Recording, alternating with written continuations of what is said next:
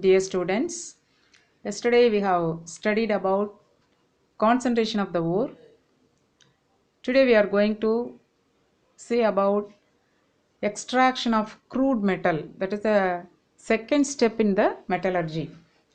The extraction of crude metal involves two steps. The first step, conversion of the ore into metal oxide. Second step, reduction of metal oxide into elemental metal. First, we see the first step, conversion of ore into oxides. It involves two methods. The first method is roasting. This method is especially for sulfide ores. During roasting, sulfide ore is converted into its oxide.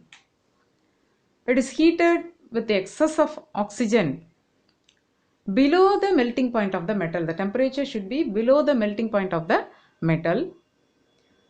During this process, during roasting, the sulfide ore is converted into its oxide. For example, if it is lead sulfide BPS, it is converted to BPO, lead oxide. Similarly, ZNS, zinc sulfide, is converted to zinc oxide. Cuprous sulfide is converted to cuprous oxide. The sulfur present in the ore is oxidized to sulfur dioxide gas. During the roasting process, the impurities present in the ore are converted into their volatile oxides. Volatile means easily vaporable oxides. What are all the impurities present in the ore? Arsenic, sulfur, phosphorus. These are all the impurities present in the ore. During the roasting process, these impurities are converted into their volatile oxide. Arsenic AS is converted to AS2O3. Sulfur acid is converted to SO2 gas. Phosphorus P4 is converted to phosphorus pentoxide gas. And the second step is calcination. And the conversion of ore into oxide involves two steps. First one is roasting. It is especially for sulfide ores. Second is calcination. During calcination, the ore is strongly heated in the absence of air or with a limited supply of air. But in roasting, we roast the ore with the excess of oxygen. That is the difference between roasting and calcination. Roasting, heating the ore with the excess of oxygen. Calcination, heating the ore in the absence of oxygen or with a limited supply of air.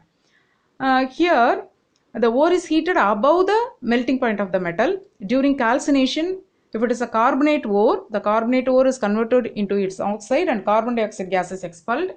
For example, if we take lead carbonate, BpCO3, it is converted to BPO and carbon dioxide. If we take calcium carbonate, CaCO3, it is converted to calcium oxide and carbon dioxide gas. If it is a hydrated ore, during calcination, the hydrated ore, the water of crystallization, water of hydration is expelled as vapor. If we take Fe2O3, 3H2O, here it contains 3 water of hydration. If we heat the ore, it is dissociated to Fe2O3 and the 3 water molecules are expelled as vapor. Then reduction of metal oxides. Metal oxides can be reduced to crude metal by using a suitable reducing agent. For selecting reducing agent, we use the Ellingham diagram. About the diagram, we shall see in the next classes. For reduction of metal oxide, we follow several methods. The first one is smelting. Smelting means heating the ore above the melting point of the metal. For this smelting process, we take the ore, flux is added and reducing agent is added. The ore, that is metal oxide, is converted into metal by using the reducing agent. Flux is the material that is used to reduce the melting point. The flux be added combines with the gangue particle. As I have already told, gangue is the impurity present in the ore.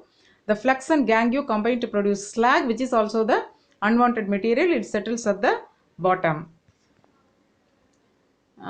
If you take iron oxide, Fe2O3, we use carbon monoxide as the reducing agent. This carbon monoxide reduces Fe2O3 to Fe and it is oxidized to carbon dioxide gas. For this reaction, limestone, that is calcium oxide, is added as flux. It reacts with the gangue SiO2, which is silica, forms CaSiO3, calcium silicate, which is the slag. Slag means it is the unwanted material. Second method is reduction by carbon. This method is especially for metals which do not form carbide with the carbon at the reduction temperature. If we take zinc oxide, carbon reduces zinc oxide to zinc and it is oxidized to carbon monoxide. Similarly, Mn3O4 is reduced to Mn using carbon. The main condition for carbon is the metals do not form carbide with carbon. Those metal oxides are reduced by carbon to metal. Next method is reduction by hydrogen. Here the condition is the metal is having least electropositive character than hydrogen is reduced by hydrogen. For example, silver oxide is reduced by hydrogen to silver and hydrogen is oxidized to water H2O. Here, silver is having least electropositive character than hydrogen. Similarly, nickel oxide is reduced to nickel by using water gas. Water gas is a mixture of carbon monoxide and hydrogen. This water gas reduces nickel oxide to nickel. Carbon monoxide present in the water gas is oxidized to carbon dioxide. Hydrogen in the water gas is oxidized to water H2O. Next method is reduction by metal. Metallic oxides such as chromic oxide Cr2O3 can be reduced by aluminothermic process. Chromic oxide can be reduced to chromium by using aluminium. For this reaction, high temperature is needed. For producing high temperature, we use ignition mixture. What is ignition mixture? It is a mixture of barium peroxide and magnesium, BaO2 and magnesium. Both of it react to give barium oxide and magnesium oxide. During this reaction, large amount of heat is evolved, that is, it is an exothermic process. Temperature of 2400 degrees Celsius is produced during the heating of ignition mixture. At that temperature, at a temperature of 2400 degrees Celsius, aluminium reduces Cr2O3, that is chromic oxide, to chromium, and aluminium is oxidized to Al2O3. We can use sodium, potassium and calcium as reducing agents. These metals are very active metals. These are also used as reducing agents. Finally, auto reduction.